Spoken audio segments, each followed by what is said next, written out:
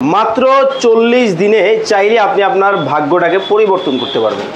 আপনারা যারা বেকার বসে আছেন আপনাদেরকে বলছি, আজকে আপনাদেরকে এমন একটা জায়গায় নিয়ে আসছি বা এমন একটা জায়গার সন্ধান দিব যেখান থেকে আপনারা চাইলে আপনার নিজের ভাগ্যটাকে পরিবর্তন করতে পারবেন। অনেকেই লাইভে এই বিষয়টা শুনে ভাবতেছেন আমি বেকার, আমার জীবন কিভাবে পরিবর্তন হবে।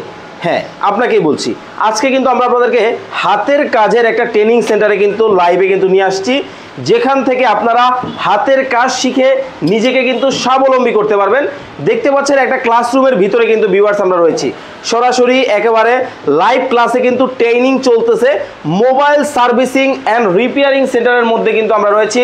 তো আজকে বরাবরের মতো আমাদের সাথে আছেন সজীব ভাই। আসসালামু আলাইকুম। ওয়ালাইকুম আসসালাম ওয়া রাহমাতুল্লাহ। ভাই কেমন আছেন? জি আলহামদুলিল্লাহ, আপনি ভালো আছেন? আছি আলহামদুলিল্লাহ, ভালো আছি। ভাই দেখতেছি সবাই একবারে আলাদা আলাদা করে কাজ করতেছে।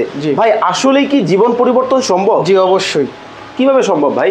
আমাদের এখানে শুধু মোবাইল সার্ভিসিং এর কোর্সটা করানো হয়।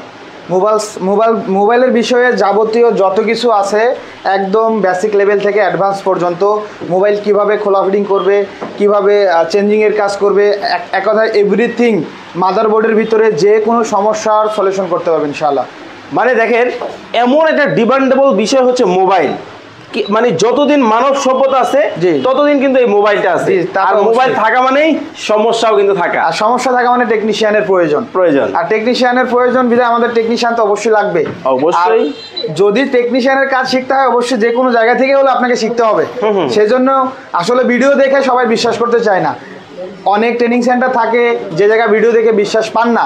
অবশ্যই ট্রেনিং সেন্টারে ভিজিট করবেন, ভিজিট করে আমাদের স্টুডেন্টদের সাথে কথা বলবেন, আমাদের সাথে কথা বলবেন, স্ক্রিনে দেওয়া নাম্বারে ফোন দিয়ে আমাদের ম্যানেজারের সাথে কথা বলবেন, সকল ডিটেলস আপনাকে দিয়ে দিবেন ইনশাআল্লাহ।